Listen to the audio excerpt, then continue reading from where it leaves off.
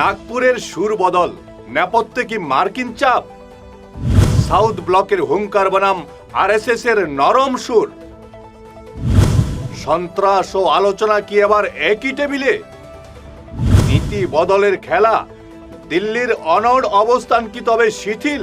নমস্কার, আপনারা দেখছেন ঈশান বাংলা পয়েন্ট ব্ল্যাঙ্ক। সিনেমা হলের সেই ব্লকবাস্টার ডায়লগটা মনে আছে? कभी कभी कुछ जीतने के लिए कुछ हारना भी पड़ता है और हार को जीतने वाले को बाजीगर कहते हैं। কিন্তু ক্ষমতার অলিন্দে আজ যে খেলাটা শুরু হলো, তাতে দেশবাসী ভাবছে সাউথ ব্লকের চিরকালীন সেই দাপুটে বিদেশ নীতি কি পর্দার আড়ালে কোনো নতুন বাজিগরের দিকে হাঁটছে?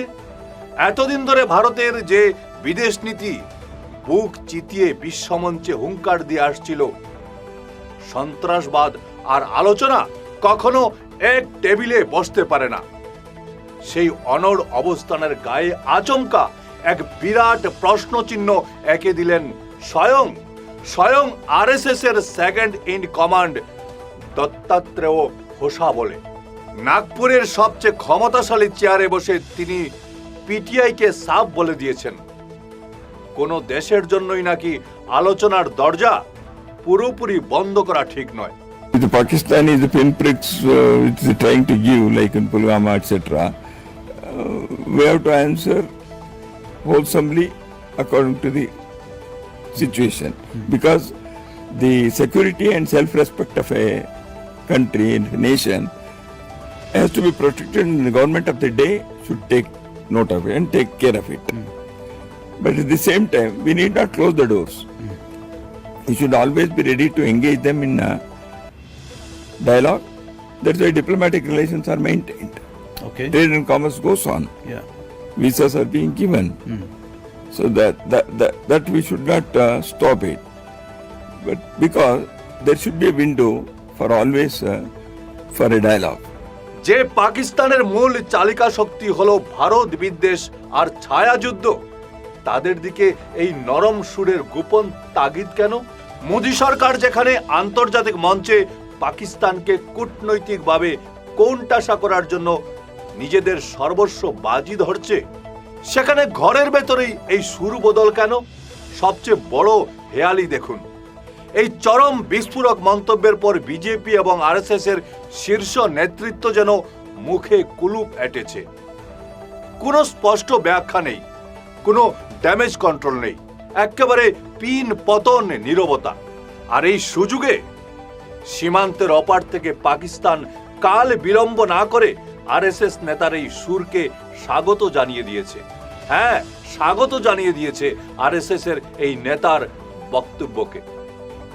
আরে জানাবেই তো, ভারতের মতো মহাশক্তিধর দেশ যদি আলোচনার জানলা একটু খোলে, দেউলিয়া চোরের তো পুয়া বারো।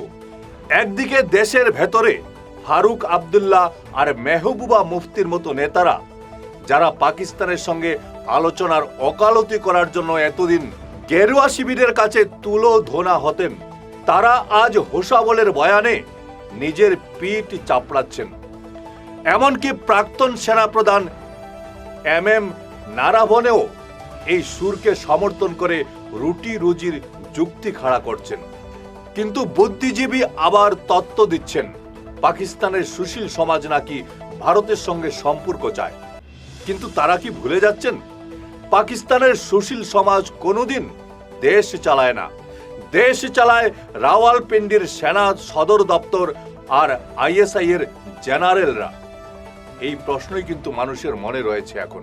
কসাইয়ের সঙ্গে কি কখনো ছাগলের আপোষ হতে পারে? এই গোটা চিত্রনাট্যের পেছনে আসল চালিকা শক্তি কে? প্রধান বিরোধী দল কংগ্রেস কিন্তু আসল জায়গাতেই হাতটা দিয়ে দিয়েছে।